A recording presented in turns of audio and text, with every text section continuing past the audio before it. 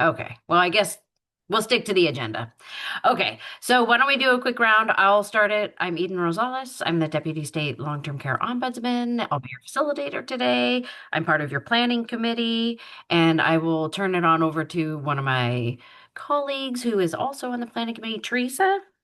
Nice to see you. Good afternoon, everyone. Nice to see everyone. Teresa Anderson with the California Policy Center for Intellectual and Developmental Disabilities. Super happy to see everyone and what a good group we have, like you said, even right before the holidays. So I will kick it over to Mark. Hi, I'm Mark Starford from Board Resource Center, one of the planning committee participants, and I'm really glad to be here and to see a really great group today. And next, Amy.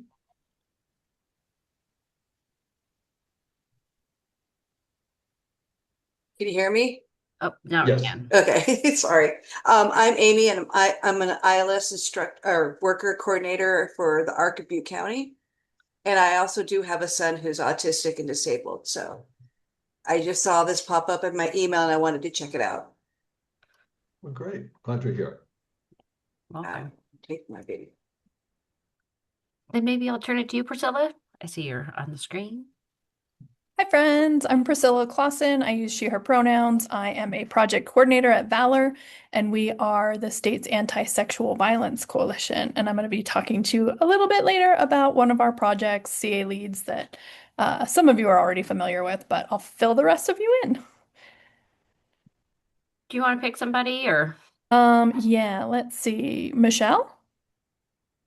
Or hi everybody, it's first time I've been to your meeting, so I appreciate you having this space. I learned about it, I think, through an ARC email. My name's Michelle Mashburn. I'm the founder of All Things Disability Equity. I'm in Santa Clara County. I'm a disabled person that is advocating to remove ableism from the systems and structures that exist. So nice to be here. Go to Greg. I'm Greg DeShier. I'm the civil rights advocate of the Arc of California, and my disability is attention deficit disorder. Astrid.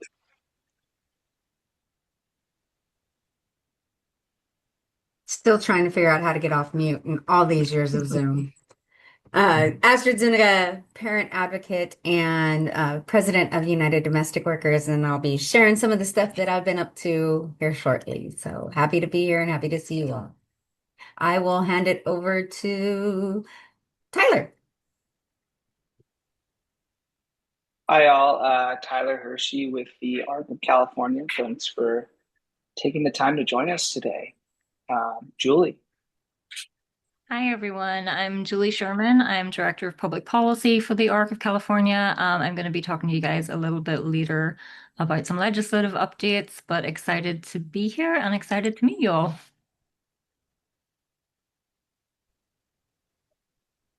Oh, I'm sorry. I was supposed to choose someone. I wasn't paying enough attention to know. So if if the next person who hasn't spoken would like to go, please take the floor. Perfect. I started to realize as the group grows, that might not work as easily. So maybe I'll start calling Jason. Nice to see you. Do you mind introducing yourself? Hey everybody, nice to see you, Eden. I'm Jason Sullivan Halpern. I'm the director of the California Long-Term Care Ombudsman Association, and we represent the local long-term care ombudsman programs in California. Perfect. And then Jay Armstead. Hi everyone, I am Jay, he, him pronouns. I am the Disabilities Grant Program Coordinator with Weave in Sacramento. Great. And how about Ricky Hammett? Hello, Ricky Hammett. I'm the Assistant Director of Grants Management at the California Governor's Office of Emergency Services. First time I've attended this meeting, so nice to be here and learn more about this. Fantastic to have you. Yes. Let's see. I'm actually losing track. Andrea Schultz. Hi, this is my first meeting as well. I'm a licensed clinical social worker in Fresno, California, and have family members and loved ones with special needs. and just interested in learning more policy macro issues going on here in California. Thanks. Great. How about Ruth Kim?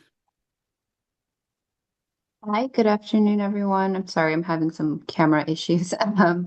But this is also my first meeting. I am from the Department of Developmental Services with the Risk Management Branch. Alyssa Avila?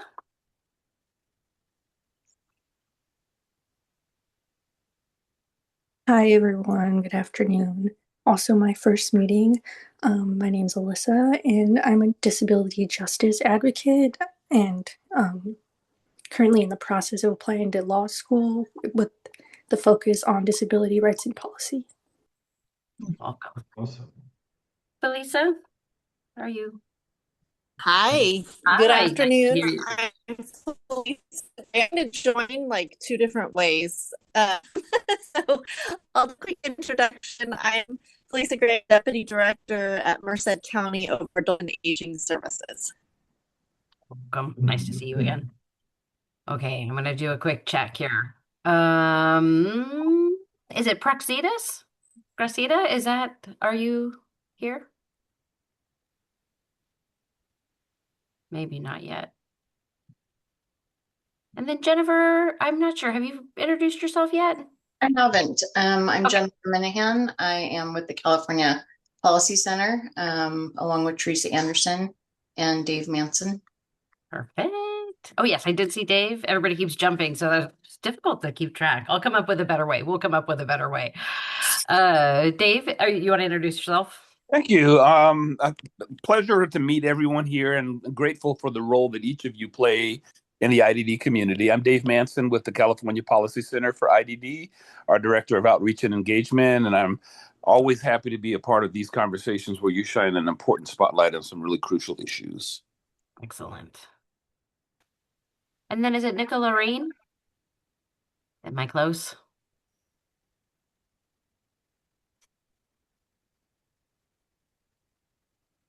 I think it's Nicole Renee, and they. Oh, is that what it is? It's just That's what all it looks like to okay. me. Is it Nicole Okay. Renee? They introduced Well, themselves. I'm glad that you're here, Priscilla. Sorry about that. Yeah, they introduced themselves in the chat and Oh. said they're the home and community-based services peer mentor at the Bakersfield ARC. Got it. Welcome. Okay. Anybody else before I? Oh, there you go. Hi. I'm Marika Melman. I'm with the California Commission on Aging, and I'm the Outreach and Engagement Analyst. Wonderful. Okay.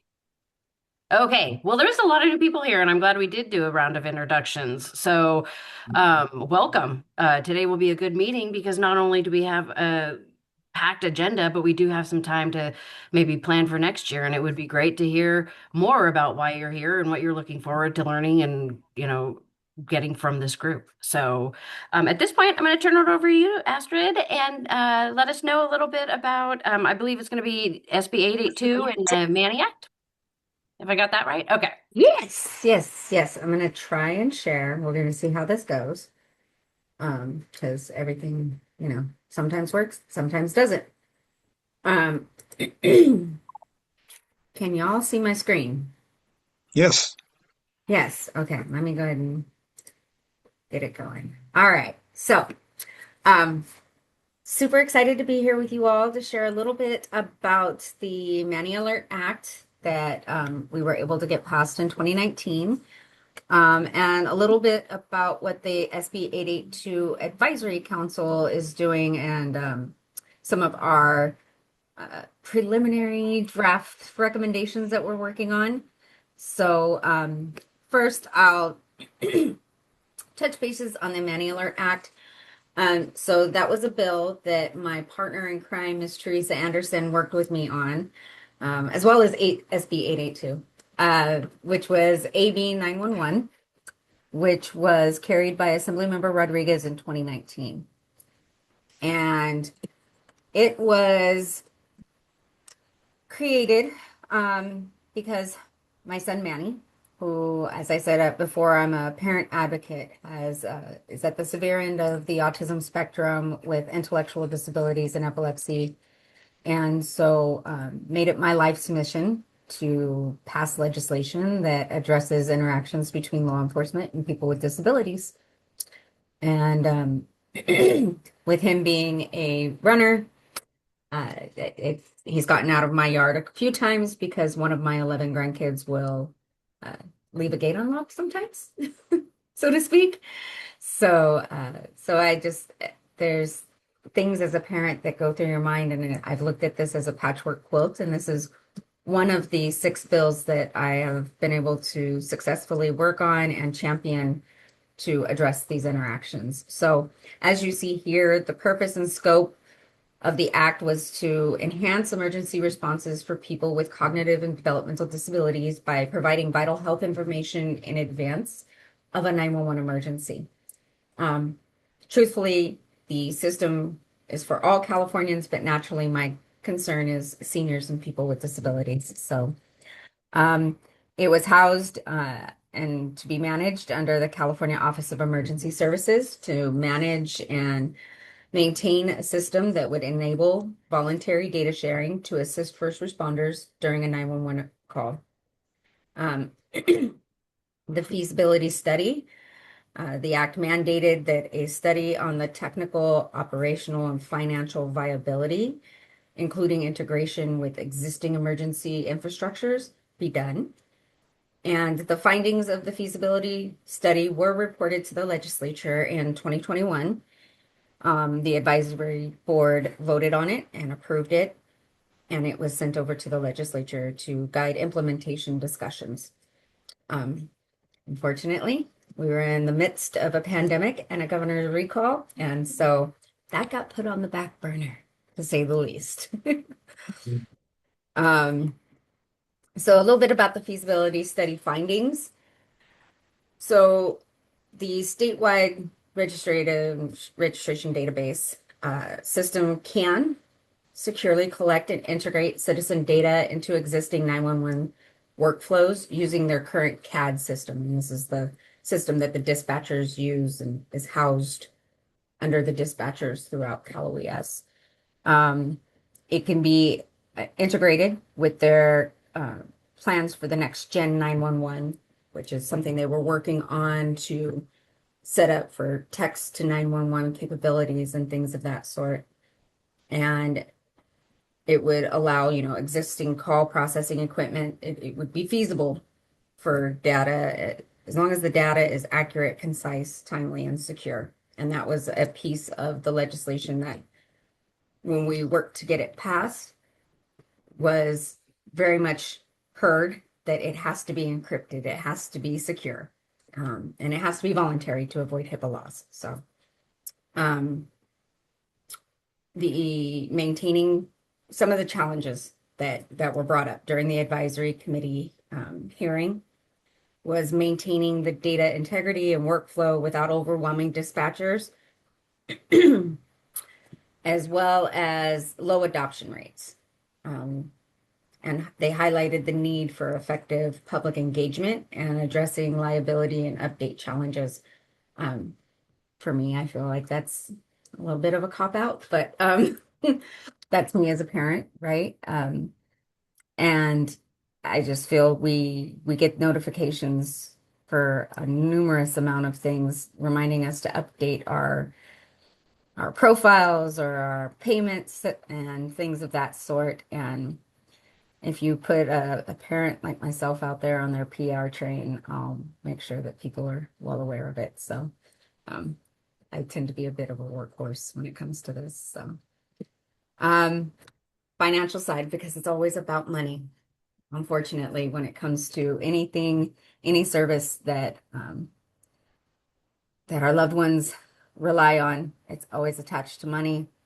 Now, mind you, these numbers were from back in 2021, so they might be a little bit different now. But as you see here, they estimated the total annual cost to sustain this to be $116 million annually to sustain. And that's broken down into updating systems and databases, staffing, things of that sort. However, none of this would have to touch general fund dollars. So that was a really key piece I felt was important for folks to know is there's a few different options here that, for funding and implementation of a statewide self-registration database. One of which I think is probably the most important, most useful one, which was the 911 surcharge funds. Per previous legislation, there was a bill that was passed, and all of us pay a surcharge on our cell phone bills for 911 services. And currently it's at about 34 cents. And through that previous legislation, it would be able to go up to 80 cents as long as the administration just approved, the plan and the reason for the increase in the surcharge. And so through all of this, I discovered that 1 penny increase to our cell phone bills would generate about $7 million. And this was in 2021. So you can imagine there's a ton more phones out there. And so being able to do that with a 4-year plan is what they presented when they came up with this feasibility study. Over 4 years, our cell phone bills would go up about 15 cents to sustain a program of this magnitude that would, allow for ourselves and our loved ones to provide vital health information in events of a 911 emergency and first responders to know what they're walking into in advance. So I just felt like that was probably the most feasible and simple way, but there's other options, right? As it says here, Mental Health Services Act funds, targeted grants, especially for, most of our rural areas, especially the law enforcement agencies that don't have a lot of resources. So that would be an opportunity to also tap into public and private partnerships and then a cloud-based CAD solution. So all of these are opportunities for funding. Myself personally, I just felt the surcharge fund, it was probably the easiest way to get this moving and get it passed. We are still in the waiting period for this, but as we move into my next thing I'll be talking about, which is the SB 882 Advisory Council and their draft recommendations. So SB 882 was a bill that Senator Eggman carried for us in 2023. And that created the statewide advisory council for improving interactions between law enforcement and people with disabilities. Excuse me. And so, again, Teresa, when she was at the ARC and was my partner in crime and pushing to get this implemented, we were successful in getting it passed in 2023. And last year, the end of 2023, I was appointed by the governor to sit on this advisory council. I currently serve as the vice chair, along with a bunch of other stakeholders and self-advocates and experts in their field, law enforcement. It's a really great group of people that really, this is something they're all very passionate about. And so we've been busy. Purpose, as I said, was to establish the advisory council to improve those interactions. The council includes individuals with disability, law enforcement, advocacy organizations, self-advocates to represent all of the key stakeholders. The council reviews peace officer trainings, engages the stakeholders, and recommends improvement for better interactions.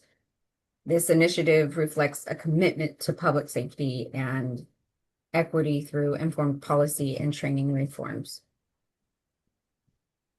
So some of the things we've been doing, recent meetings have focused on improving the training,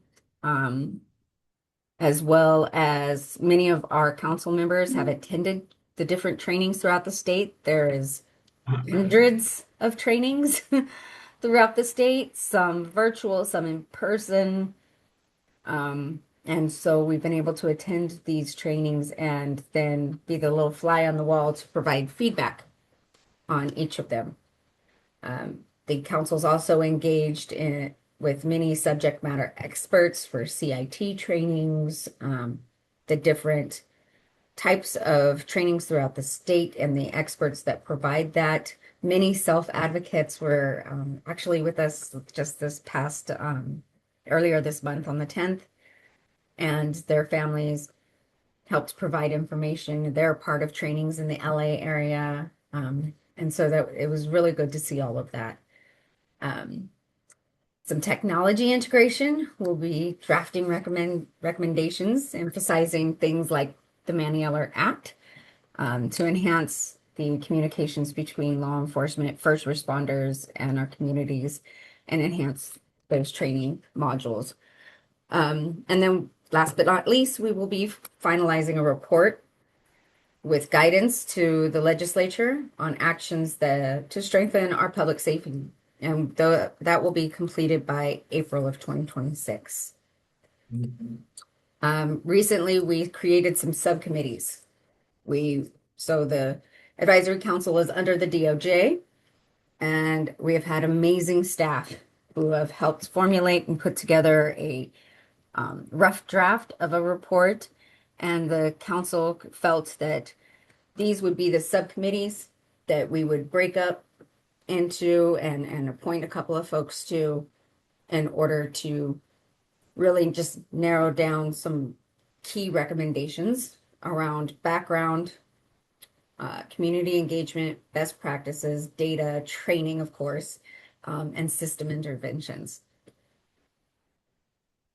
So this was some of the preliminary recommendations we had earlier this month. Enhancing care coordination, right? Recommendations focusing on improving collaboration between health, behavioral, and emergency response agencies and in timely manner. Incorporating person-centered planning. Principles from the Latterman Act, promoting individualized lifelong access to services, along with regional coordination for people with disabilities, and building integrated systems. Embedding coordinated approaches into policy, enhancing system integration, reducing care gaps, because we found that there's a whole lot of gaps, and I'm sure everybody in this meeting understands that, and improves, the safety and well-being of some of our communities, disabled, senior, and just Californians as a whole. Other one, community engagement. Some regular non-emergency interactions, right? Creating programs that enable law enforcement to engage regularly with individuals with disabilities through visits and community events. Integrating safe interaction skills into the K through 12 curriculum and IEP programs for continuity across the environments. Nonverbal crisis communication, developing and educating on nonverbal signals for crises between individuals and officers to enhance the safety. These are just kind of wish lists, things that we were throwing out there. We're going to narrow them and dig into them some more in a few weeks, but training and resource support, providing training and resources to families, dispatchers, security personnel, all to reduce unnecessary emergency interventions. Some of the best practices that we have found through some of these meetings that we've had and presentations. There's some self-paced online training, which can promote accessible self-paced training modules with interactive exams to enhance engagement and learning outcomes. And this came up a lot with rural agencies because they have less staff that can be just released for a longer period of time to attend in-person training. So this was a module that has been used successfully.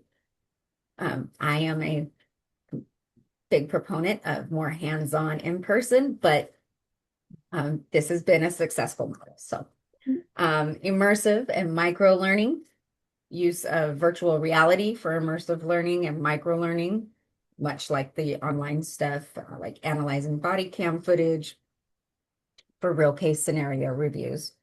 Inclusive identification systems, implementing voluntary ID systems like the blue envelope, lanyards, different types of translated, and having it all translated into multiple languages, even Braille. Things were popping into our head, like it's just one disability, it's not the same across the board, and there's multiple, some people could have multiple diagnoses, and so taking that into account as well. Integrated calls for service with officer-initiated stops to provide context and reduce misunderstanding during interactions. Some data recommendations, because this was also a big piece, because there's not a whole lot of data out there. And so in order for us to make these decisions and make these recommendations, we need more data. An ongoing program assessment of proposed pilot projects evaluated by researchers to assess, whoops, I went too far. Let me see if I can go back. There we go. To assess reforms, effectiveness, and continuously. Priority success markers, identifying key indicators like reduced injuries, increased supportive services, connections, and fewer internal complaints. Data accuracy. This is a big one. And validation. Emphasize rigorous testing and validation of data collected to ensure accuracy and officer disability perceptions, and a centralized data repository. Advocating for a centralized repository in a public health agency to consolidate and analyze reform data effectively. Training. It's always a big one. No matter what side of the spectrum you're on, if it's less or more in person, virtually. However, we've noticed over the years, and since we passed the bill in 2015 with Senator Bell for mandation of training, we've discovered there's always some gaps that need to be filled, and there's always room for improvement. So some guiding principles focus on reducing use of force naturally and building community trust in training approaches. Technology enhanced training, as I said earlier, utilizing virtual reality, mobile training units, body cam platforms for realistic scenario trainings. Establish a hub with policies, modules, resources for law enforcement and community partners. Evaluation and policy reforms that track training outcomes and integrate mental health and intellectual and developmental disabilities into standards with academic partnerships and funding. System interventions. Strengthening collaboration between law enforcement, regional centers, behavioral health departments for effective responses. Implementing safety training for behavioral health individuals and dispatch personnel to improve emergency interactions. Focusing on resolving workforce shortages in law enforcement and in behavioral health and statewide crisis bed deficits. A lot of gaps we've uncovered in all of this over the last year or so. And proposed grants, because funding and policy initiatives is what it's all going to boil down to. Utilizing the surcharge funds I spoke of earlier and developing model agreements to support systemic improvements. And so some of our next steps are creating this holistic emergency framework, implementing things like the Manny Alert, many of the SB 882 initiatives to create a comprehensive emergency response and law enforcement, first responder training framework, legislative and technical steps that must be taken, as well as collaborative integration. Successful integration requires collaboration between many entities, right? But these are just a couple I could think of off the top of my head. Cal OES, DOJ, Post, schools, regional centers, advocacy groups, and the policymakers, because at the end of the day, that's who we want to make sure that we're passing legislation and funding for all of this. And last but not least is efforts to prioritize equity, inclusion, protecting our vulnerable populations, and improving response times and reducing adverse outcomes. And this is a really quick snapshot of, so I don't take too much time, of the Manny Alert piece, as well as what we've been doing with the SB 882 Advisory Council. And I'm happy to throw my contact information in the chat if anybody wants to chat a little bit more about it, or I don't know if we have time for it, but I'm certainly open to some questions as well.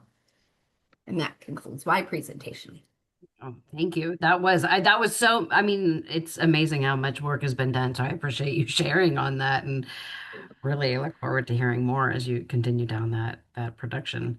I do want to open up. We do have a minute or two for questions if anybody has anything right now for Astrid. Teresa, I see your hand. Thank you, Eden. I really just wanted to say thank you, Astrid. I know you've put a tremendous amount of work into this. And kind of thinking through like the Manular Act and then the recommendations on SB 882. I know those are the amount of work and the heavy lift that took on both of those. What can people on this call or other people, stakeholders, advocates, how can people support these efforts? Absolutely. The more people we have attending the SB 882 Advisory Council meetings is critical, because we do take the recommendations that are either emailed to the staff at the DOJ or the public comment that is made. We do follow up with people who have some really great ideas and invite them to come back. Having each of you provide some sort of input is critical in us making recommendations that are inclusive of all stakeholders. So again, my number's here. I'll also get the link for the SB 882 website so that you can stay up to date. You can look back at past meetings, speakers, materials, and then you can stay up to date with our upcoming meetings in the next year before we finalize. And will everything. the final report be public? I know it'll go to the legislature, but once it's public, I think the intent, I know when we were working on it, was that once those recommendations are made, other advocacy organizations can kind of run with some of them, right? Pick up some of the recommendations and use them in their platforms as well. Is that still the plan? Yep. Great. We'll look forward to seeing them. A tremendous amount of work. Thank you so much. I've been following it closely, and I'm so impressed with the work that's gone into it, the recommendations that are coming out from the council. They're very, very creative, and I think could go a million miles in addressing some of these issues that systemic issues we faced for so long. Yeah, it's a lot of work that needs to be done. I mean, I'm preaching to the choir here, right? But like I said before, for me, I just look at it as a patchwork quilt. I can't do it all, as much as I'd like to just hand over all my ideas to the legislature and say, implement this shit. They won't do it. So I just have to take one little piece at a time and get it passed. And then eventually we'll have this beautiful sewn patchwork quilt, and hopefully we'll all be in a better place at some point in time in the future. Great. Thanks, Astrid. Yes. Okay. Seeing no other hands at this time, then thank you, Astrid, very much. Eden, there are a couple hands. I see Adolphus has his. Oh, this is why I should not be in charge of. It's hard to see everything on the screen. I get it. Okay. Jadolphus. Hi, good afternoon, everyone. I've attended a few of the SB 882 Advisory Council meetings.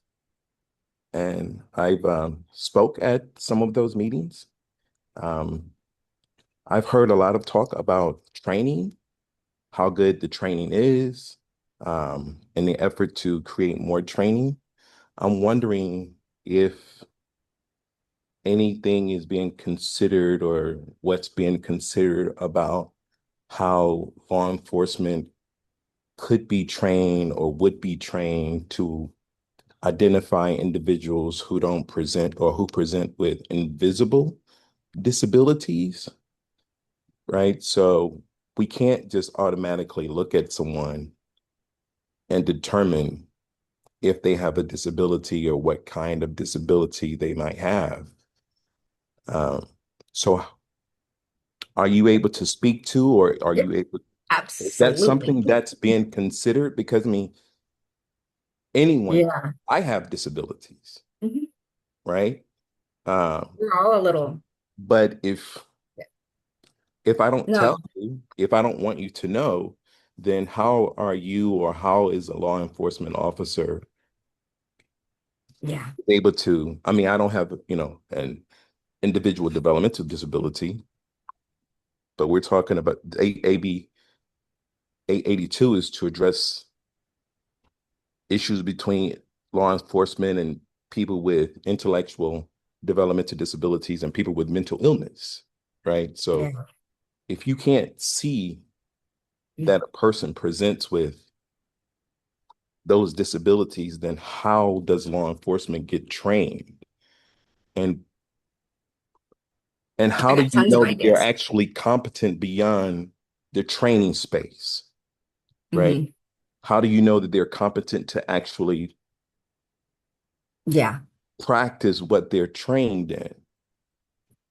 That's something that I'm curious about, especially when I hear that the trainings that they've received are top notch. They're great trainings, but yet and still we have issues that warrant SB 882.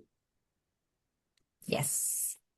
I agree wholeheartedly because my son looks quote unquote normal, but my normal kids give me more headaches than he do.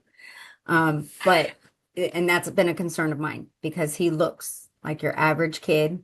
He doesn't display any disabilities. There's a lot of invisible disabilities, and there has been conversation to that.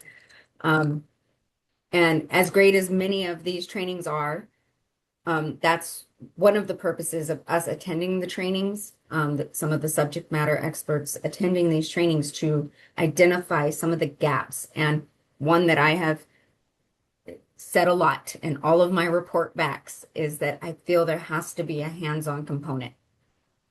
They can't take a 40-hour training or a 5-day training and be expected to be able to go out into the community and identify that this kiddo on this screen right here, I don't know where my thing is, has a disability.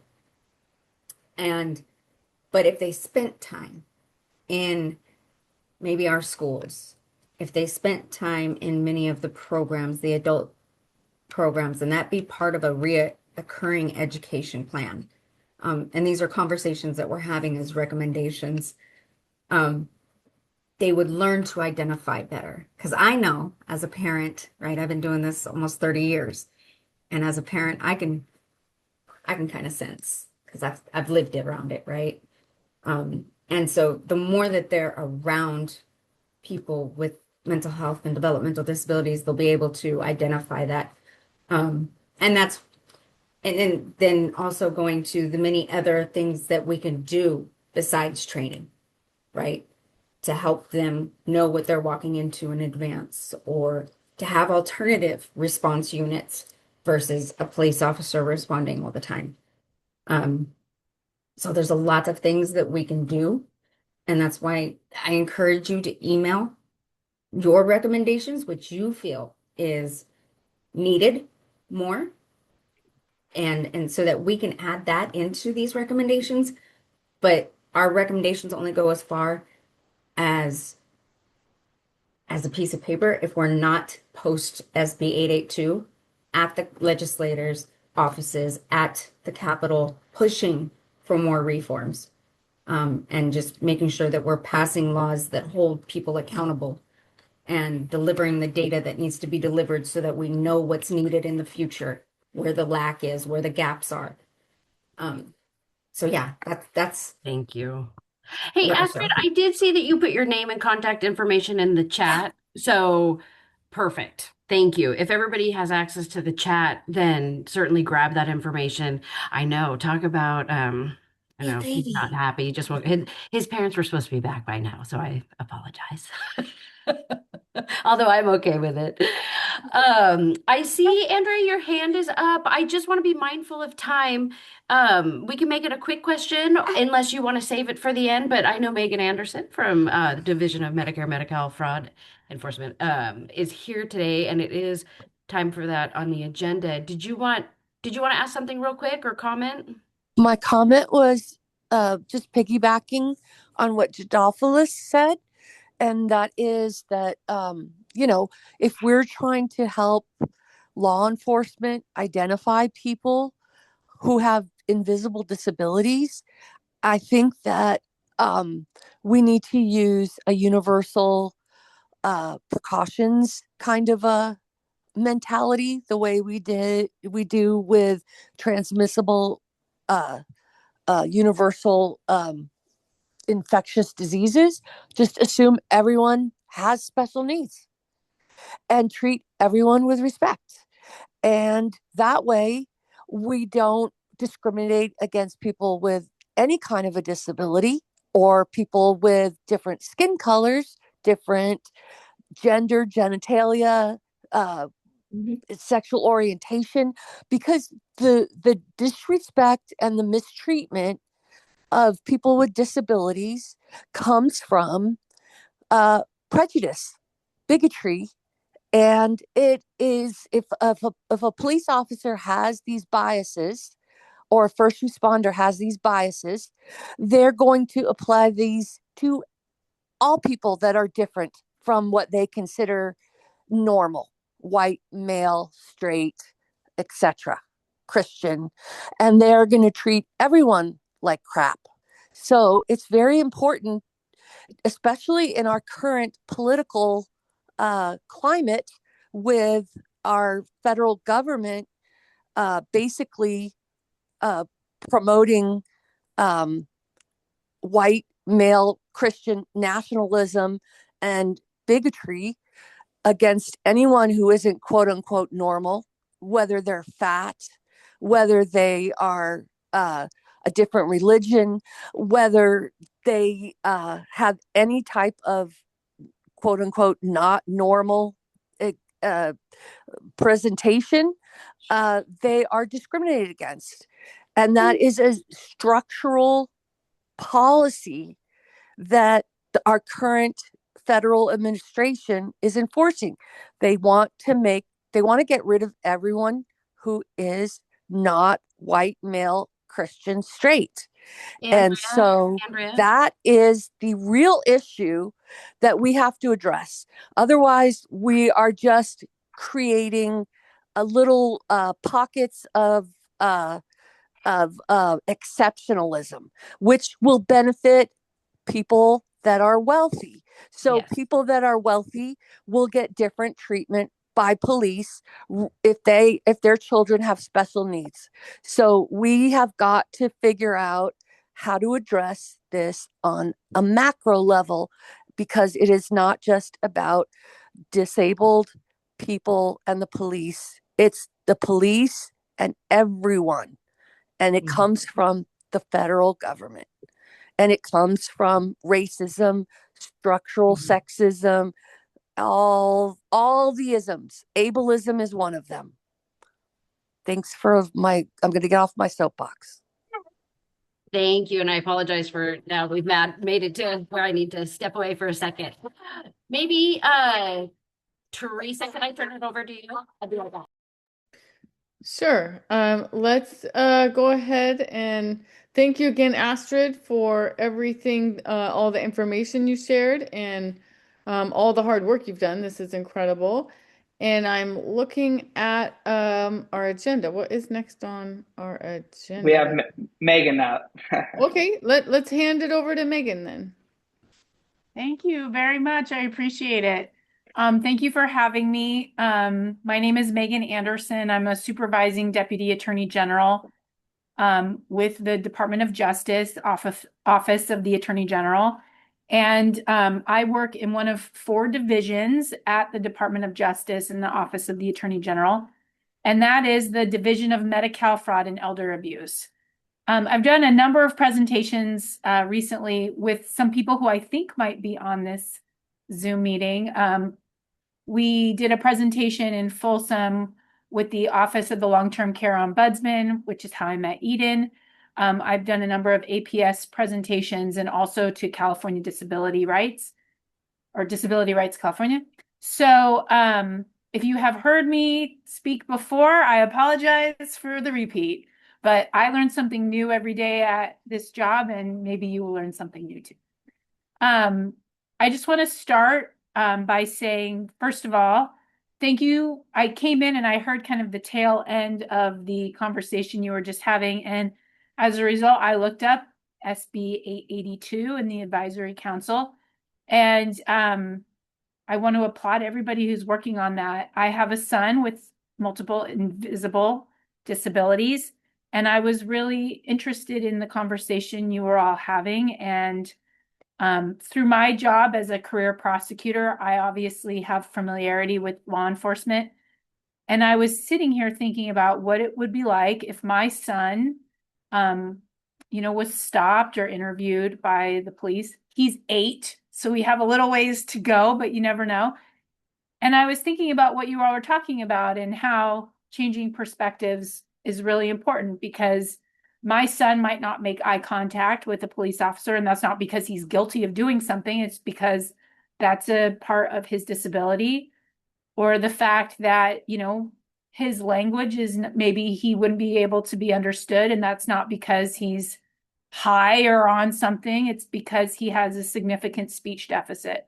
So it was a really interesting way to start this. So I appreciate all of your work with that. But I'm going to share my screen here. Hopefully I figure out how to do that on Zoom and not on Teams. And go through our PowerPoint presentation. Can everybody see this? Yeah, we're good. Okay, thank you. Thanks. So essentially what I'm going to be doing today is giving you an overview of what we do at the Division of Medi-Cal Fraud and Elder Abuse. It's kind of a mouthful, but we really focus on 2 primary areas, one being Medi-Cal fraud and one being elder abuse, as well as abuse of disabled adults. Sometimes we refer to them as dependent adults because that's the verbiage in the California Penal Code, who live and reside in facilities. So we're talking nursing homes, adult residential facilities for the developmentally disabled, or assisted living, kind of runs the gamut. But any sort of long-term care facility is essentially what we do. And again, if you have seen this presentation before, we always do a standard one because it's the state. And, every time we do a new presentation, it has to go up the vast hierarchy for approval. So we typically use the same one, but we try to cater it and model it for our audience. So DMFEA, the Division of Medi-Cal Fraud and Elder Abuse, is what is called a Medicaid Fraud Control Unit. So one thing I really love about our office is that we are part of a broader national coalition. So when they started the Medicaid program in the 70s, they realized pretty quickly that they needed some sort of oversight to prevent fraud of this benefits program, because it is, sometimes a green light for people to say, oh, I'm just going to skim off the trough of the government and no one's going to notice. So they established what are called Medicaid fraud control units, and each state has to have one, or they have to certify that they have no fraud in their state with their state Medicaid program.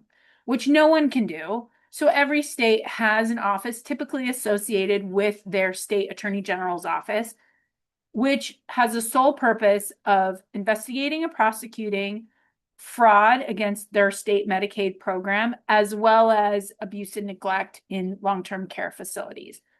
And oftentimes, fraud and abuse do not necessarily go hand in hand, but because we have this Medicaid nexus, that is where kind of this dual purpose originated. And of course, I learned something new when I joined the DOJ. I really didn't understand or know much about Medi-Cal, nor did I really understand the differences between Medicaid and Medicare and Medi-Cal.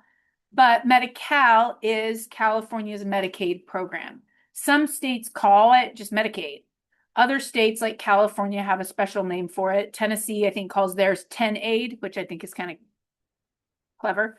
But each state has their Medicaid fraud control unit, and they work with their state agency that regulates and oversees and implements the Medicaid program in their state. So in California, we work and we partner very closely with the Department of Healthcare Services because they are the state department that implements and oversees Medicaid as Medi-Cal in California.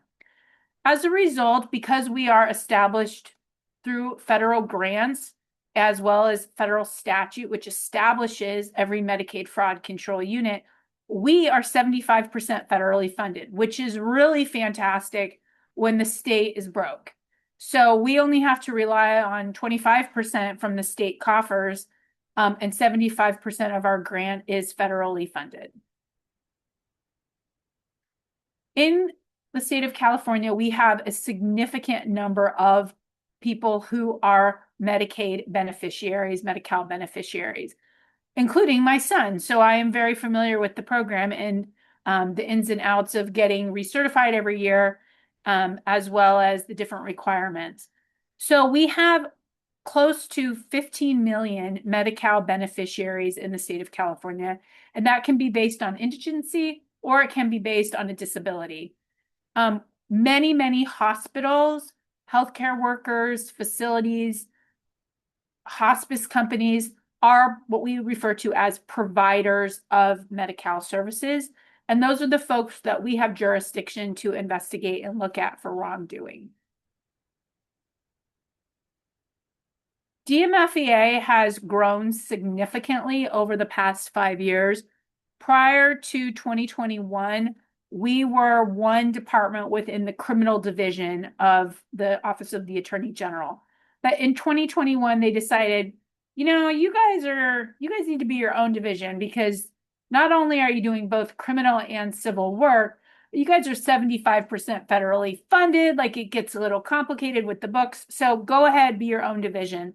And since then, we have rapidly grown in many different areas, including new office and regional locations. One condition of our grant is that the Medicaid Fraud Control Unit, DMFEA, has to grow as the number of beneficiaries of Medi-Cal increases. So over the past several years, we've had significant increases in the number of individuals who are Medi-Cal beneficiaries, and as a result, we have been required to grow. We've established most recently offices in Reading, as well as in Dublin. We have a new office on the way in Bakersfield. So if you're interested in living or moving to Bakersfield, we will be hiring there.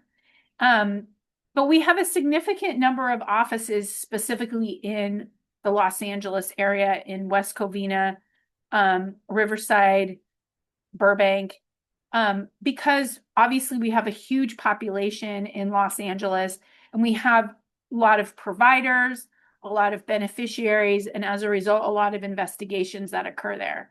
There are, there are hundreds of skilled nursing facilities in Los Angeles as well.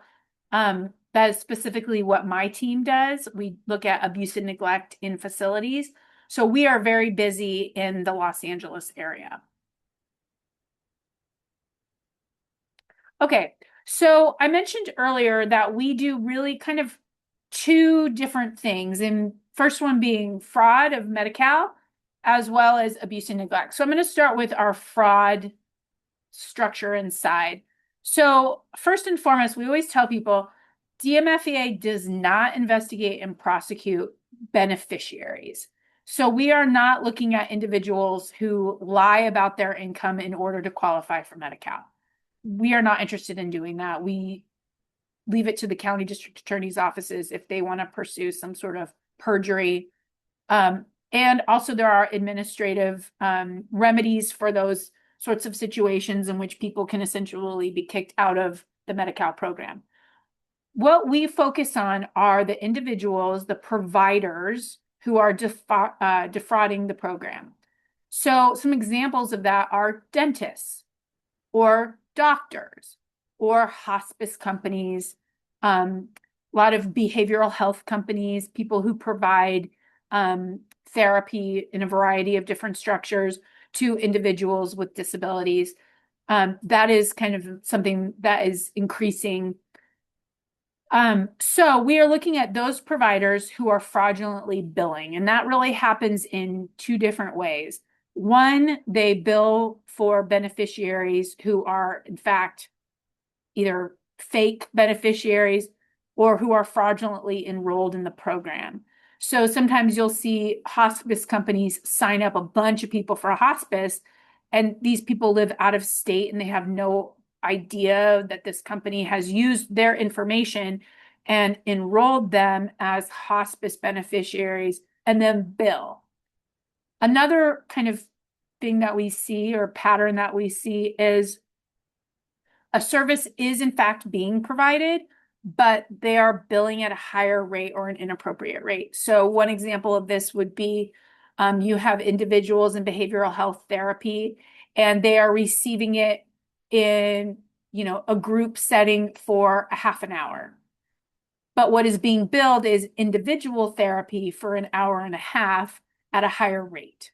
So those are some of the different schemes or patterns that we see.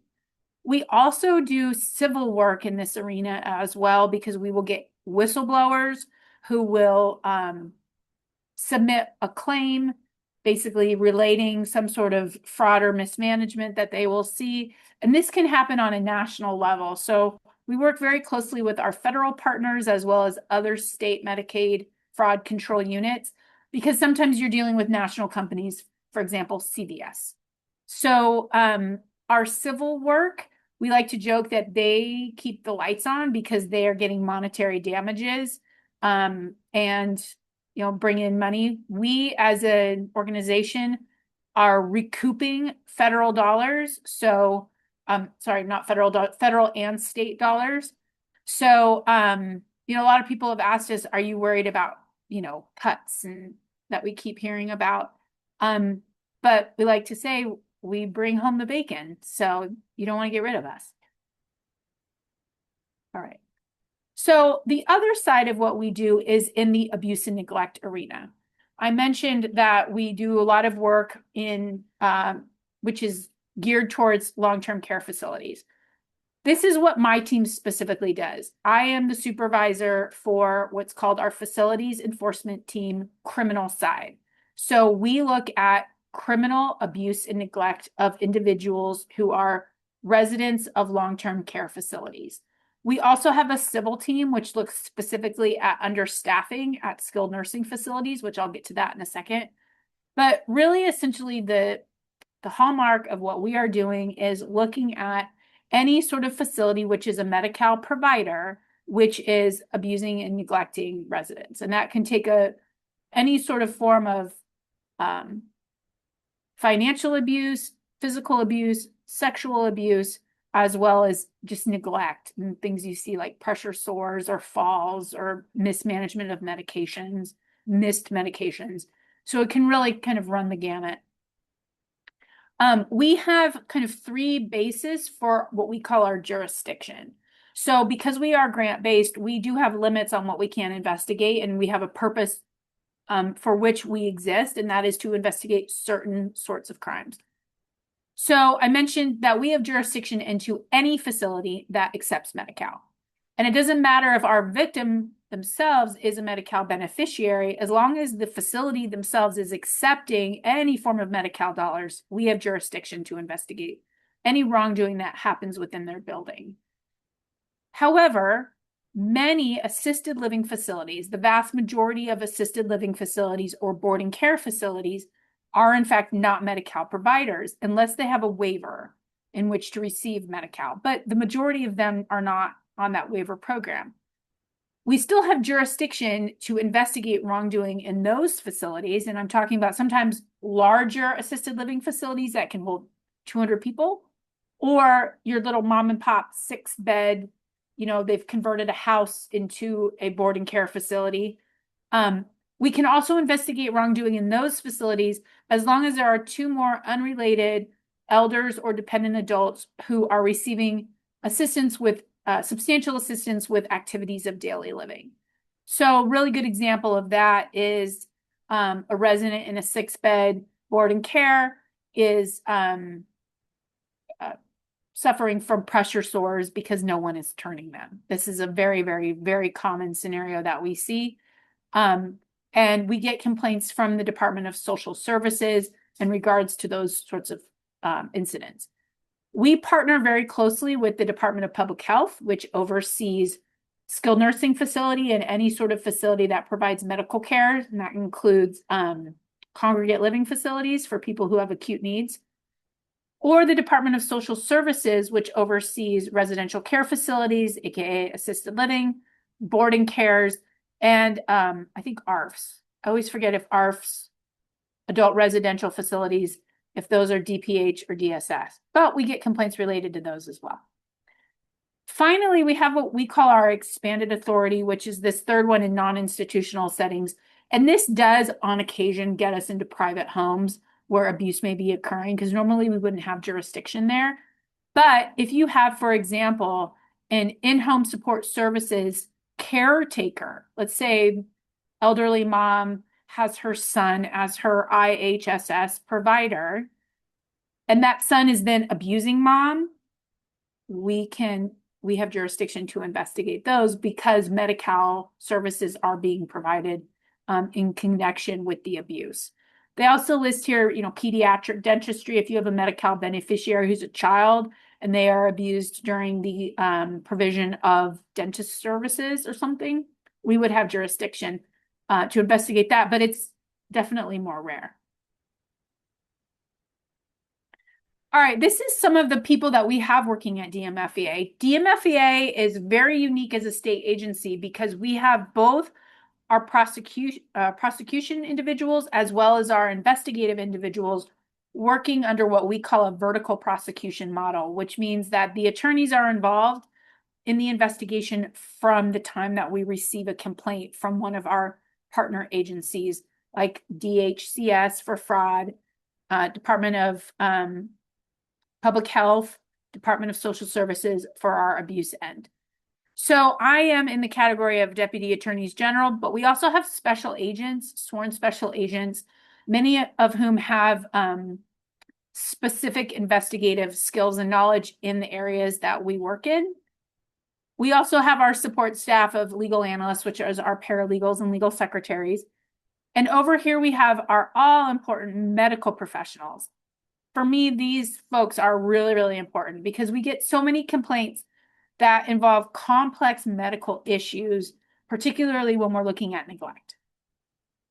So we have nurses on our team who act in many ways as translators, telling us this is what all of this means. And I was able to stop going to Google every 5 seconds and I can just ask them and they can assist us and they review complaints to determine, should this be opened as an investigation or not? So our medical professionals, including we have an MD, as well as contracted experts, they are really, really an essential part of what we do. One of the nurses on my team has significant experience in dealing with the developmentally disabled. And so she is essential for our cases in which our developmentally disabled folks have been victimized. And she can say, hey, this was not an appropriate action that they were taking, this individual shouldn't have been restrained, etc. And I see a question from Greg.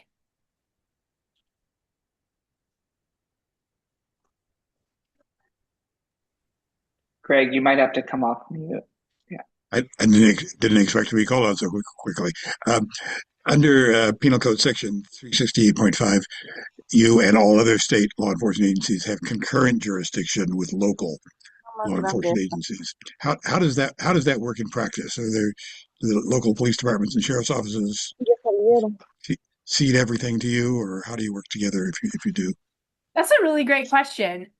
So it happens in a variety of ways, and it's not always consistent or clear. So a lot of times when you have some sort of significant abuse situation, the local police department is called quickly. Particularly if someone is injured or if someone elopes from their facility, whatever it might be.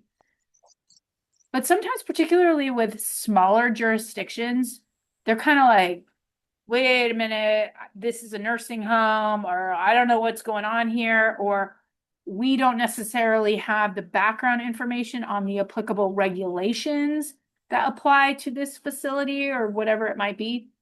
So we do a lot of these kinds of presentations to educate local law enforcement agency that, hey, we're here and you can contact us. Sometimes it's frustrating because they get the really good cases. Often it happens because they get the first bite at the apple. And sometimes, that is absolutely appropriate. But we do a lot of partnerships, or we'll get referrals from agencies who will say, hey, can you take this? Or the local district attorney passes on it and then they shop it to us. And I've had a very successful prosecution that the local DA's office did not want to take on. And we took it on and we ran with it. So it really happens in a variety of ways. Can I ask one more question while I'm at it? Sure. Do you enforce the mandated reporting laws, people failing to report or people interfering with mandated reporters reporting? We do. We used to do it a lot more. And the reason why we've slowed down in that area is because the failure to report law is put on the list of crimes that is eligible for diversion. So what that means is that when a case is filed, the defense attorney or the defendant can go to the judge and make a motion saying, hey, my offense that I'm being charged with is eligible for diversion, which means the judge says, okay, we're going to take a pause on this.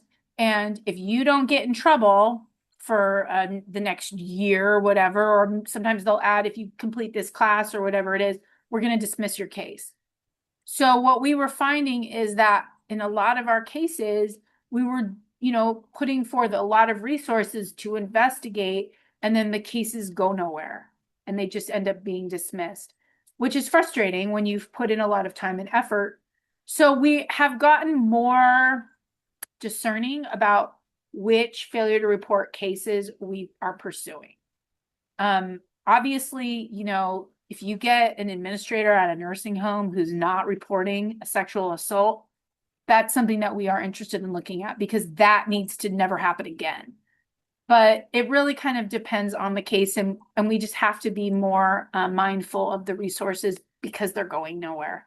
We have tried to do a legislative fix where we have tried to take failure to report off of that list of diversion eligible offenses because we do think they're important and they're a big deal. But we haven't had any luck with that so far, but we're going to keep trying. How about interfering with or with a mandated reporter, the supervisor or the management someplace, or anyone tries to prevent them from reporting, which does happen. Yeah, I have no doubt. I have not seen a fact pattern like that, but I would be interested to see that because that in many ways is even worse. That could almost be like dissuading a witness, which is a whole other fun charge, which is not diversion eligible. So if something like that came up, we could get creative. Thank you. Mm-hmm. So, again, you can all see this slide. You can see what's on it. I want to give a shout out, though, to our investigative auditors because they are very, very helpful, not only in our fraud cases, but also with our financial abuse cases. We work closely with our auditors, and essentially they are forensic accountants in-house, and they are well versed in going through bank records and all of that fun stuff that many of the lawyers will do anything they can to avoid. I was in that camp and I have had my mind changed, but I'll talk about that in a minute.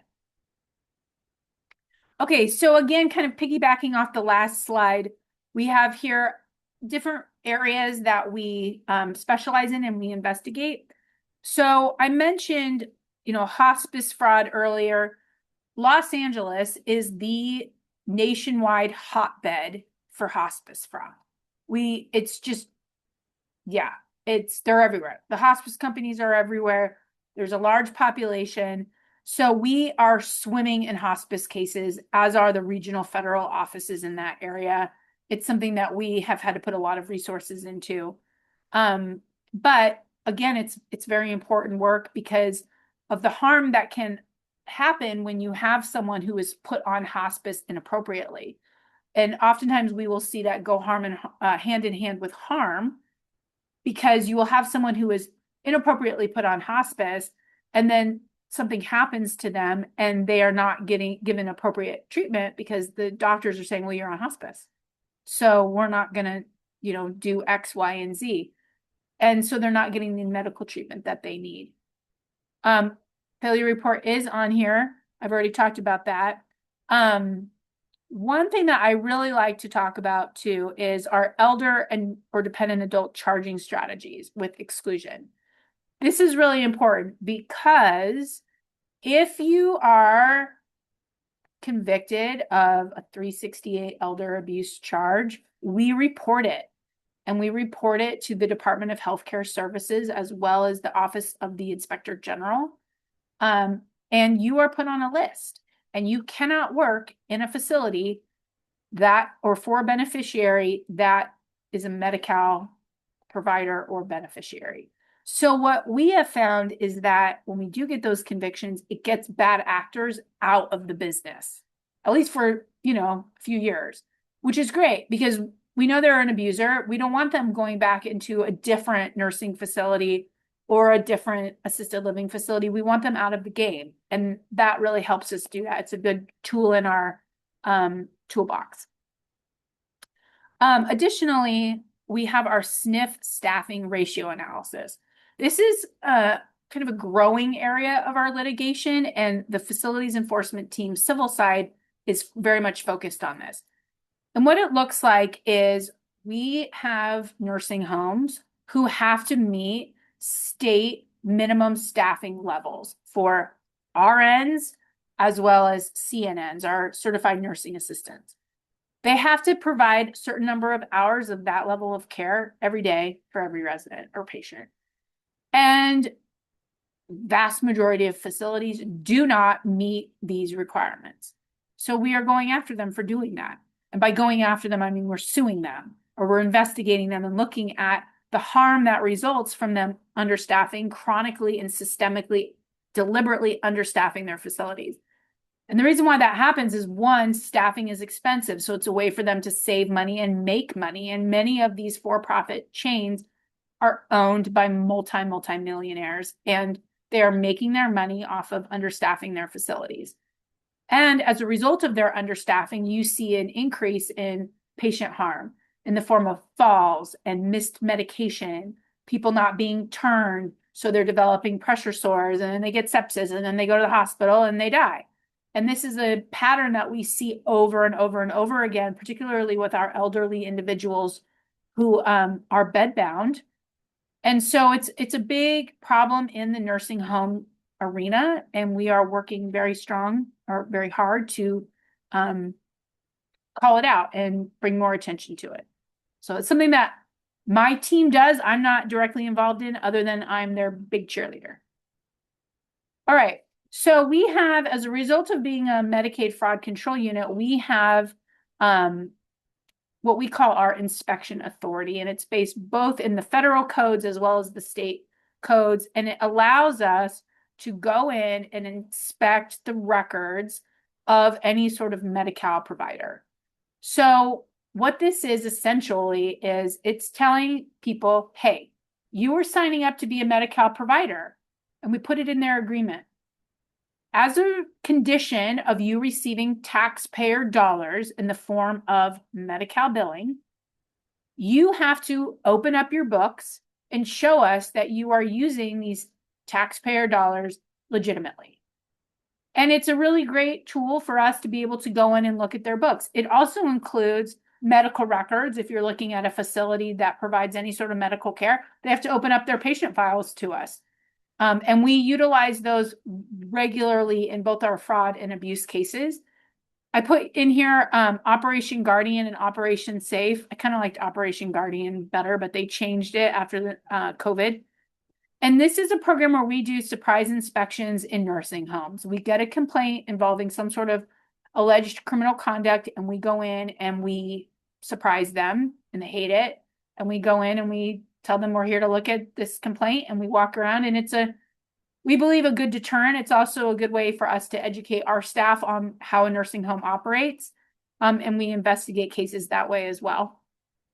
And this is one of the government code sections, the main one, that allows us and gives us this authority to do these inspections. All right, I have a number of case examples that I'm going to go through quickly. This is an example I mentioned specifically, cases that can occur with, that are financial cases and where we're using our auditors. I learned, this was a case that I prosecuted, I learned to love financial abuse cases from this experience.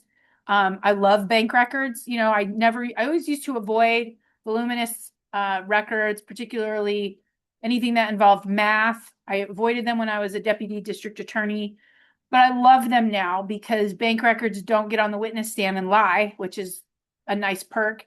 But also it's just an illustration of theft. It's theft on a page.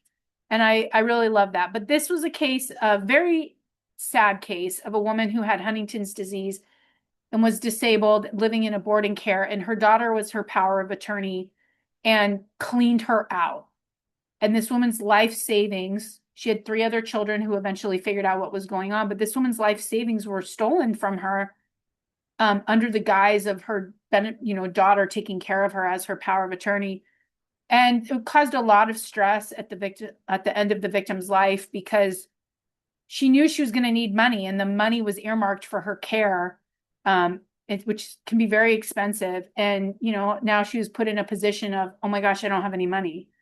So this case, she was sentenced to 3 years state prison. She's out right now because we're almost done with the appeal, and hopefully it will be upheld. But she stole over $500,000 from her mother, who wasn't a wealthy person. She just was a saver and saved her whole life. She was a nurse and a missionary at one point, saved for many, many years, and then did sell her house when she became a widow and, earmarked the money to be used for her care. So very sad case. This is another one where we have, this is out of the Bay Area in San Mateo County. This is a case that we have where we had a licensed vocational nurse essentially tell the staff when they found the victim on the ground, it's just a mini stroke, put him to bed. But it wasn't just a mini stroke, it was a bigger stroke. And he ended up going to the hospital eventually. Took hours and hours for this guy to finally say, let's call 911, let's call his doctor.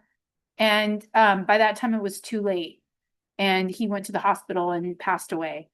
But it was just a refusal to even take the minimal precautions and to even call 911. And what also kills me about these kinds of cases is these people are being paid a lot of money to provide care that they just don't even want to provide.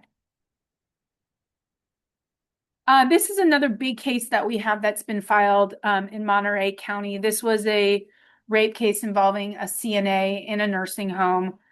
This case was the result of a referral by the long-term care ombudsman. So I shout out to them. And this was another case, going back to the question earlier, where we were brought in, we were notified by the ombudsman, but the local police department was already involved. But after about a year, the detective who was assigned to the case retired and said, can you guys take this? And we said, absolutely. And we took it, and there's a DNA hit, and which is obviously very, very helpful. So we're keeping our fingers crossed for this case. This is a very common scenario that we see as well. We have an owner of a 6-bed RCFE down in San Diego County who just didn't hire enough staff, deliberate understaffing, particularly at night, and just left people to languish. And they did, and they developed pressure sores, which got infected from urine and feces, which led to sepsis and malnutrition and just really awful neglect. We also see these sorts of cases sometimes in other scenarios, not necessarily involving the elderly, but also sometimes with our disabled adults. Let's see here.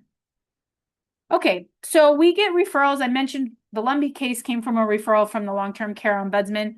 We get referrals from all sorts of people. We get a lot of referrals from individuals who go onto our website and or call us and say, this is what's happening with my loved one, or I think that there's this fraud situation happening, whatever the case may be.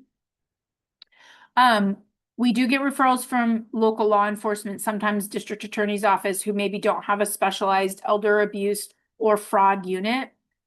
A lot of social workers out of hospitals who will say, this person came in clearly neglected from this facility. You need to look into this.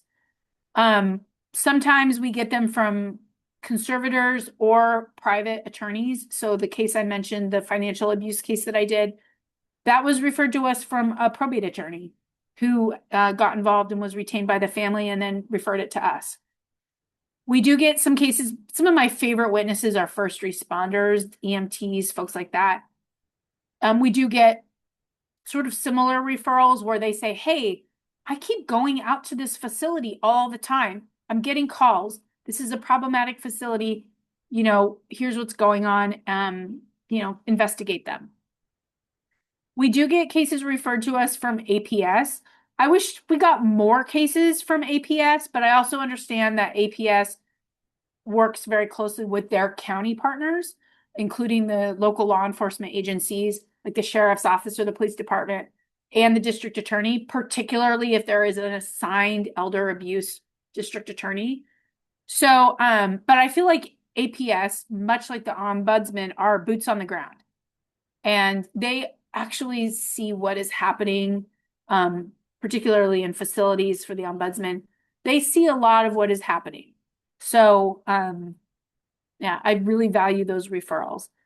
And finally, our licensing authorities, I've mentioned CDPH, DSS, as well as our Department of Healthcare Services. They're a primary partner on our fraud end. This is where you can send complaints and referrals. I also routinely, and I will put it in the chat, give out my email address because people tell me I'm crazy. I'm not. But, particularly if it falls in abuse and neglect in a long-term care facility, I'd like, and there's a really powerful one or a serious one, I want to find out about it early and quickly. So you can do that. I'll give you my email. We have our QR code up. But this is some of our ways to get a hold of us and submit a complaint. All right. People always ask me, how am I going to get my complaint looked at? I tell them, earlier the better, and the more information you include, the better. So one thing that can be difficult and challenging is we get an allegation of financial abuse, but we don't know how much money is involved. We get a lot of financial abuse allegations. So we do have to pick and choose, and having knowledge of the amount involved is really important. Or if there's photographs, or if there's another witness who saw something happen, those are really important details to include and that we are looking for, and increases the likelihood that your complaint will be investigated. All right, time for questions. And I'm happy to answer anything, and then I will be sure to put my information in the chat. Thank you, Megan. Okay, this is where I'll call on anybody who's got a hand up. If you see it, let me know. There's one in the chat as well. Okay. If you can see that, Megan. When is it appropriate to refer to the AG's office versus the local DA? So I think so a referral to us is most appropriate when it is, I'm going to stop sharing. When it is something that is in our jurisdiction. So I mentioned abuse and neglect in facilities, whether there are 2 or more individuals who are receiving substantial assistance with ADLs, obviously provider fraud. It just really kind of depends. I love getting cases, but I understand that you're going to have a faster response if you call 911. But you can always refer to both, because sometimes we'll get referrals and then we just check in and what we call it deconflict with our local partners. And sometimes some of them will be like, yeah, this is sitting here and we have no idea what to do with it. Can you take it? And we do. So I would recommend to refer to both if you want to. But obviously, we love good cases, so we want to see those too. Greg, did you have another question? Sure. Do you watch out for hate crimes based on the disability, particularly characteristic of disability? There are virtually no prosecutions for that in California, despite the fact that the bias motivation, which is what turns a crime into a hate crime, can include all kinds of things for which there's evidence of bias against the person because of their disability. Yeah. I haven't seen something specifically come through as a hate crime alone. And I can tell you from when I was a deputy district attorney, hate crimes were not often prosecuted because the statutory language can be difficult to prove. Because you have certain issues with things like free speech. But that being said, what I have seen is where a hate crime also comes in with some sort of an abuse allegation. So you have, for example, someone who is targeted and abused or physically assaulted or whatever it may be because of their protected class. So you can see it. So this is one thing I love about criminal prosecution is you can get creative and you can look at different ways of charging something. And I have seen that happen where you have the abuse crime going hand in hand with hate crime allegation. And I think that a hate crime can also be added as an enhancement to certain crimes. Any crimes. Yeah. So there's just different ways that you can sort of play around with it. And that's where the context I've seen that in. Great. And Teresa, yes. Did that answer your question? Yeah, she was answering as I was asking. So thank you. Yeah, I was curious about the enhancement piece because I know we've really argued strongly for that in the past to get, any kind of enhancement on some of those criminal activities. Right. And you can kind of think of the scenarios where that might happen. So we have it's a very disturbing case where individuals who are developmentally disabled, intellectually disabled, kind of runs the gamut, live in a group home setting, and the caretaker is abusive, right? And in some cases, I mean, to the point where like doing really awful things that are designed to shame, hurt, just mentally just screw with the people, the victims. And I could see it absolutely applying to a scenario like that, where you see someone in many ways who is just forced to undergo this really horrible physical and mental anguish, which is being inflicted on them because they are disabled. So unfortunately, we see those sorts of cases come through every now and then where you have, the caretakers they make the residents do something and then they film it. It's just awful. Or we had a case, it was kind of like they set up a fight club. I don't know why it went blurry all of a sudden, but let's try this real quick. Sometimes my camera does that. So we see those scenarios and that's where hate crime would come in. Okay. Anything else from anybody else? All right. Not seeing any hands. I don't think anyways. I've said that before and was wrong. So, okay. Megan, yes, this is not the first time I've heard this presentation, but again, I learn something every time I do hear it. And that is one of our goals of this group is to continue to learn and hear what others are doing and how we can be most effective together. And that's certainly being aware of what other things or what other folks are doing. Thank you for all the work you do. I know you probably face all sorts of gruesome stories and situations, and I hope I don't know. We are out here too fighting for what you're doing and making sure that we can prevent any kind of abuse as soon as it starts to report it when it's possible. And thank you for continuing to hear us and take those cases and get them across those prosecution lines because that certainly some of those people need to definitely be taken out of the system and off of the streets. So thank you. Anybody else? It looks like Jadolphus may have raised his hand. So do you have a comment or question before we move? Yes, I have a question. I'm curious, what is it that we can do to encourage or to educate or inform family members or people who work in facilities to report to DOJ when there is when they have witnessed Right. being committed? So, kind of to go back to what I said earlier, we have reporting is essential. Reporting is absolutely key, particularly, if you are, let's say you're someone who works in a facility and you see abuse, you got to report it. But it's not going to be enough to just report it to the administrator or something like that. That's not going to get the job done.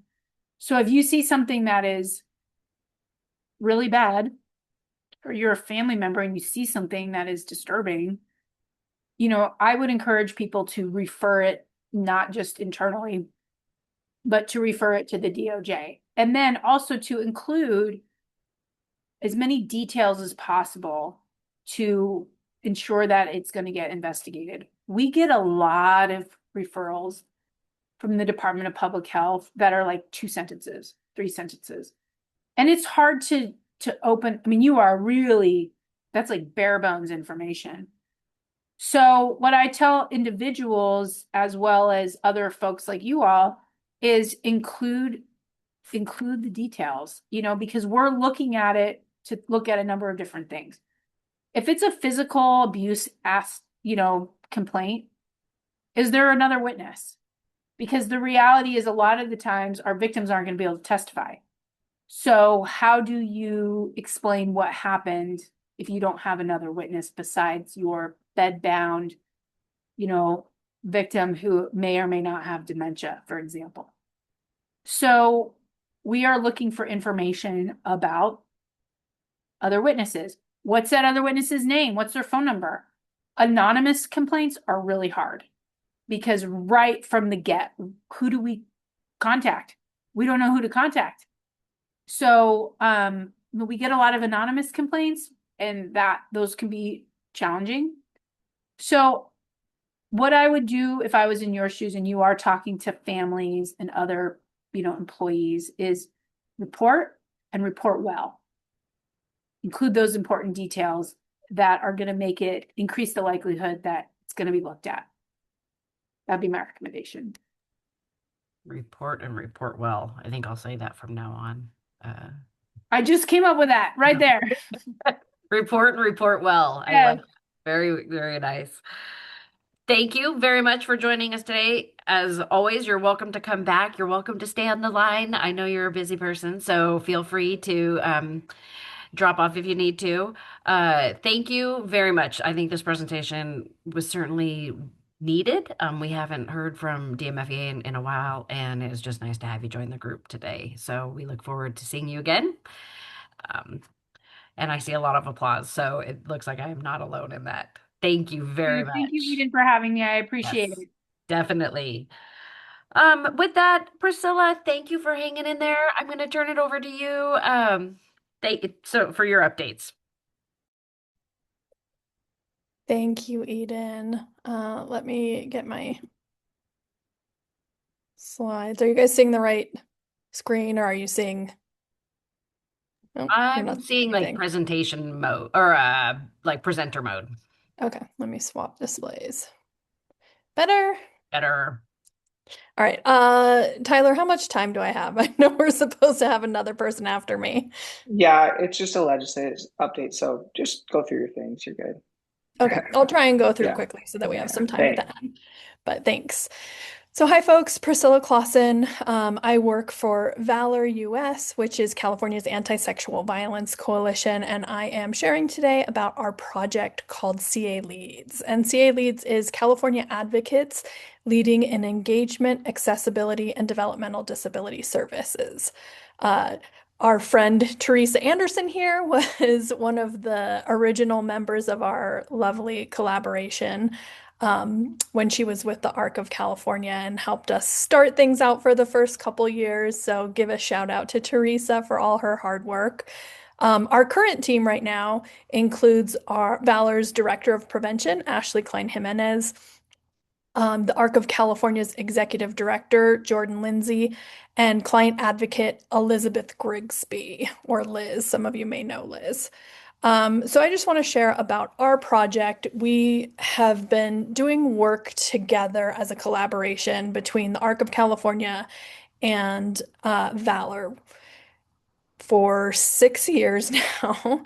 We are waiting with bated breath to find out if we are going to receive funding to continue for another 3 years. The initial phase of our grant was really a collaboration building effort. So we spent a long time working together as two organizations to figure out how we could join forces to make sure that sexual assault services for folks with intellectual and developmental disabilities was accessible and known about by either organizations on either side of the aisle, and that we were no longer operating in silos. So we spent about a year working on a collaboration charter just to figure out like all the nitty-gritty, all the things that you know we could create together, like a mission statement, our values, our vision. We collaborated on like what our time commitments would be for each member of the group, really like making sure that we had a decision-making process going forward. And the grant that we worked on was through the Office on Violence Against Women Disability Grant.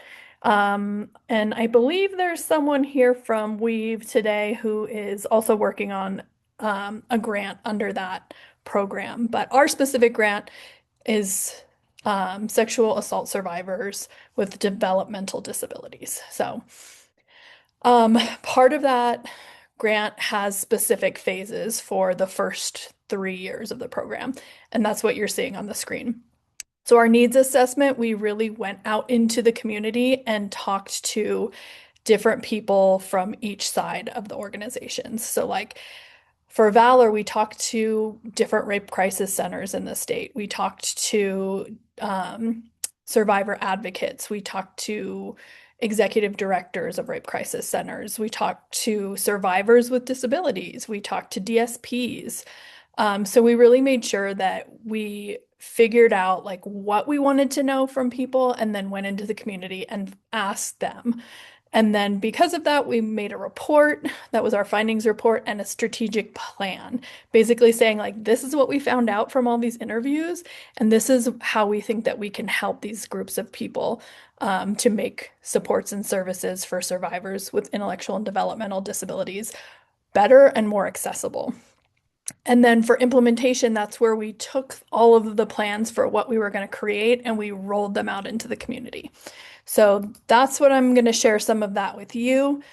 Part of what we created was a series of trainings. So survivors with IDD providing appropriate support and advocacy. This was a 2-part training series for rape crisis centers that really introduced them to working with people with disabilities, because what we found is that they really didn't have any experience unless they had someone in their family or, like knew someone personally with a disability. They didn't have the experience. And so oftentimes when people with disabilities would call for support, they would be like, are we supposed to do that? I've never had this happen before. I've heard of the regional center. Maybe they can help you. So they weren't really supporting survivors in the way that they should be. In the second phase of our grant, we added on to that training with a training earlier this year that was increasing access and implementing accommodations. And this session was specifically about how to improve accommodations at rape crisis centers and at sexual assault forensic nursing stations, so that when we did reach out to survivors with disabilities and we did begin to serve them, we would have accessible services physically and in terms of all a variety of their other needs. We also created a number of policies and procedures for rape crisis centers. This one that you're seeing on the screen, and I'll drop the links for these in the chat. And I'm going to have a QR code at the end too that y'all can capture to get all of our products, or you can just go to Valor's website, which is valor.us, and type in CA Leads, and we have our own page with all of our stuff on it. But this report was specifically about helping employees at rape crisis centers and volunteers navigate between confidentiality and mandated reporting, because we know that the majority of people that work with folks with developmental disabilities are mandated reporters. But as rape crisis center employees, our number one value is being able to maintain confidentiality. So sometimes there are people who work at rape crisis centers who are not able to maintain confidentiality, and that can be really confusing for people if they're mandated reporters. So navigating that process, making sure that staff and volunteers know who is and who isn't a mandated reporter, who can keep that confidentiality legally, and who is legally required to report. So that was a really difficult turning point for a lot of rape crisis centers, is like knowing what their responsibilities are.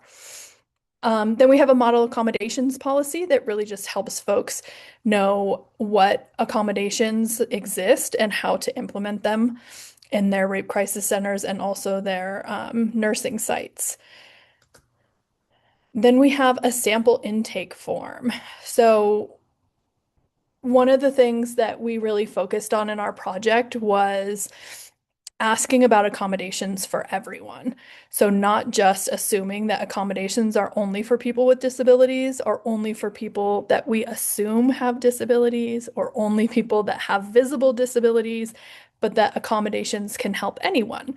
And so we shouldn't be asking people if they have a disability, right? That's against the ADA, but we can ask if people need accommodations or need support. And we also need to be prepared for if somebody does disclose a disability, what that may mean to our reporting. So rather than going into a conversation about disability at all, we want to encourage folks to, sorry, my computer was frozen. We want to encourage all of our providers to ask if people need accommodations. So we created this guide, and then also here's a quick look at our sample intake form. So this is basically just a cover sheet that rape crisis centers can use to include with all of their paperwork, and it has directions about using plain language and then some of the things that you can ask people, because we know that not only does plain language help people with disabilities, but it can help people who are English language learners. It can help people who are having to deal with trauma, which survivors are, right? So we want to be helpful in all of these ways. And then we know that some people may not have disabilities, but they might benefit from having fidget items or not having overhead lighting. So all of these things can help everyone, including people with disabilities. So we really want to like normalize it and make sure that we're offering these to everyone. Am I talking too fast? Is anyone having a difficult time? Okay. Unmute and let me know if I need to slow down. Okay, and then we have a series of trainings for disability service providers. So our initial training was a two-part series, just like the ones for rape crisis centers, but this one was specifically for anybody who works in disability service provision. So DSPs, it could be for transportation, it could be people who are job coaches, really anyone who works in the field. And this was about how to work with survivors. And so it really informs people about the risk that exists in the community and why the risk exists. So kind of building in some protective factors for folks, making sure that we are encouraging autonomy in everyday life, not just surrounding sexuality. Because if we help people have a voice and say what they want and what they don't want in life, then the chances are that when they're assaulted, they'll be able to say, no, I don't want this. They'll be able to report it to someone, and they won't feel like, they have to listen to someone because they're in charge of them, which is something that happens a lot that we see with survivors. Then our second training that came out earlier this year was about that mandated reporting process, but how to do it in a trauma-informed way. So what I saw a lot in my work in the community as a disability service worker for almost 10 years was that a lot of people reported without telling the individual they were making a report. So someone would disclose to them and they would say, oh my God, they told me this and I have to tell about it, but I don't want them to be mad at me. I have to see them every day. They're going to give me an attitude. They're going to tell me, like, I told you that in confidence. I told you it was a secret. And I just don't want to, deal with that. But it's the law, so I'm going to do it. So this training is specifically about approaching that process with care and trying to reinstill a sense of autonomy in that survivor. So one thing that we know about sexual assault is that it really takes away people's choices and it makes them feel like they don't have a voice. So in the reporting process, that can then happen as well, right? The person doesn't have a choice in whether or not something's reported. So we want to really approach it in a way that involves the survivor and make sure that we're including them and their opinions and what they want as much as we can. So letting them know, like, I have to write this report, but would you like me to read it to you? And you can tell me, if there's changes that I need to make, if I got it right, if I got it wrong. Would you like to sit in the room with me while I call? Would you like to report it yourself? All those things that we can do to help that survivor regain a sense of autonomy and let them know that, like, you're still involved in the decision-making process. This isn't something that we're then taking away from you again. Then we have some policies and procedures to back up these processes. So this is a written guide about the same thing. And then we have a plain language guide, because what we also found in our research was that a lot of folks didn't know what mandated reporting was. A lot of folks using services may not know that, hey, your transportation driver is a mandated reporter, your doctor is a mandated reporter, like your job coach is a mandated reporter, or maybe they know that, but they don't know what that means. So this is a plain language guide that really goes through all the aspects of mandated reporting and what that means. It tells you who in your life may be a mandated reporter, when they need to report things, what they need to report about, how they report, what the reporting process might look like. And it really kind of explains all those different things that people may not be familiar with. So having this handy for people when we first begin to work with them so that they know from the onset, like, hey, you're surrounded by mandated reporters. If you need their help, this is who you can go to. But also, if you want to make a decision about what kind of supports and services you're going to get, this is who may not be able to control all of those things. And so that leads me to my next resource, which is one that I'm really proud of. We have a client advocacy group that works together to create this material. It's an outreach brochure. What we found when talking to survivors was that they really wanted to get the information firsthand without having to worry that if they requested this information, it would then trigger a mandated report. So really knowing like there's someone out there who I can go to talk to about my options before making any decisions was something that was really helpful for people. So we created this outreach material that rape crisis centers can download, customize with their individual information, or disability service providers can download it and provide it to clients like during their IPPs or their quarterly meetings or whatnot, if they're curious about getting supports and services. Maybe you know someone has a history of sexual violence and they might be interested in receiving some counseling services, but they haven't wanted to talk to you about it. So this is something that you can give to them. And this is the front and the back of the brochure. Again, the back is customizable and it has space for a QR code on the inside, this little space. Can you see my cursor? Yeah, okay. So that little space is for a QR code.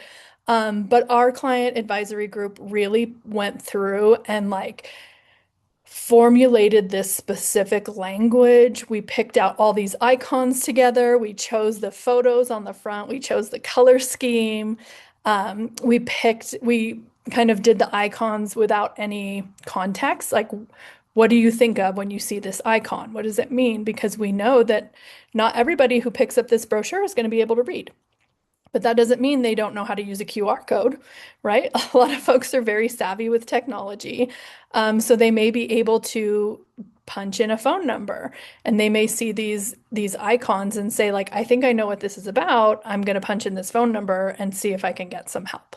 So this brochure we felt like was really a good way to get some direct contact with the community without having that barrier of having survivors get the buy-in, because we know in the community also, right, that people tend to assume people with disabilities are lying or that they don't understand quite what has happened or what is true, or maybe they're confused about something that happened in the past and they're thinking it happened now. So this is really a way for survivors to connect directly with services without having to make sure that the person they're disclosing to believes them before they reach the services and supports.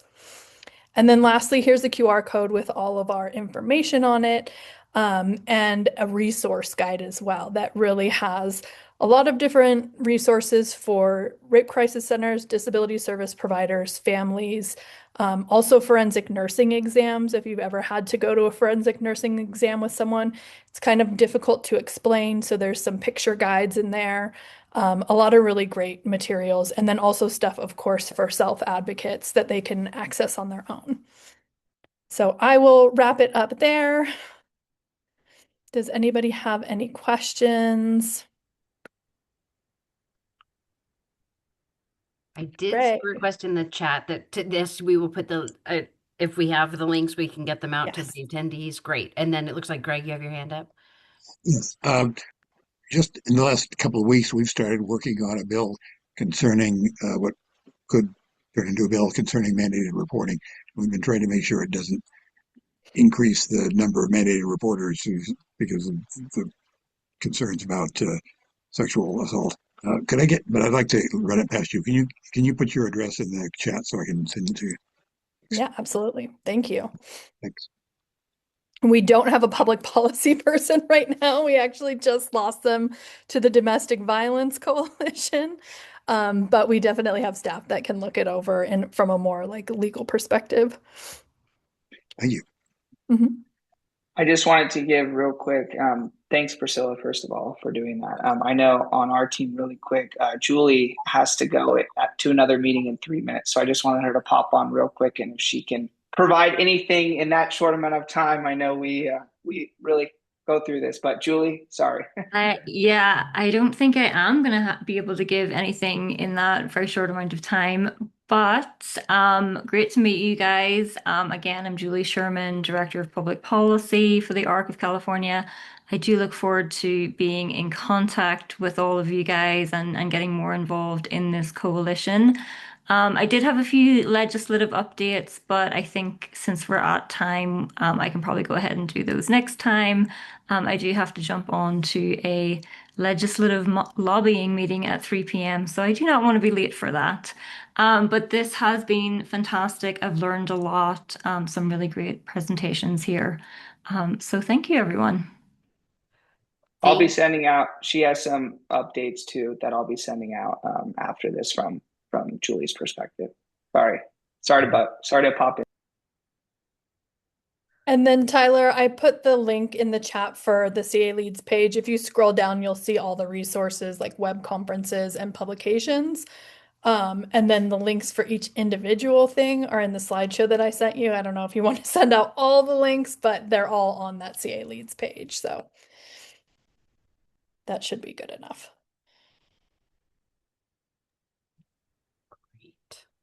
Okay, that takes us to 2:58. It looks like some people are dropping off. Yes, this was a lot of agenda items in a very short amount of time, as it turns out. So I do offer my sincerest apologies to both Julie and Patrick Smith from the California Commission on Aging. If we can have you back as our reoccurring legislative, I know we're kind of in this, gearing up for the new season, and there's certainly some things that are taking effect on January 1, and certainly some bills from last year that'll be moving forward again this coming year. So Patrick, I'm not sure if you're there, if it's okay to move you to next meeting, or if there's something that needs to be announced right now. There we are. No, nothing pressing right now. I was just going to give a couple of bills that we were following the last year that went through, but it can wait, Well, I'm very sorry. Sorry. No. I don't know how much more I can apologize, because I really do appreciate somebody who can facilitate and keep the meetings on time, and I did not do that for you folks today. So I will step back and do better next time. Have a happy holiday season, everybody. Take this time because, throughout this kind of meeting, we've heard over and over again, we do deal with some pretty ugly stuff, and we're doing such great work to combat the ugly stuff. And I just want to make sure that that from the bottom of our hearts, the planning committee, and certainly not to speak for everybody on this call, but I do feel like the more we attend these meetings, the closer we get and the more we know about each other. And I just hope that you all take a minute to appreciate the season and enjoy some fresh air and the lights and the trees and everything else. So thank you. Yes, thank you, Priscilla. Absolutely. I look forward to seeing you at the next meeting. And unless there's any final comments or questions or announcements, we can sign off for the month. Happy holidays, definitely. Okay. Thanks all for coming. Definitely. Thank you. Bye.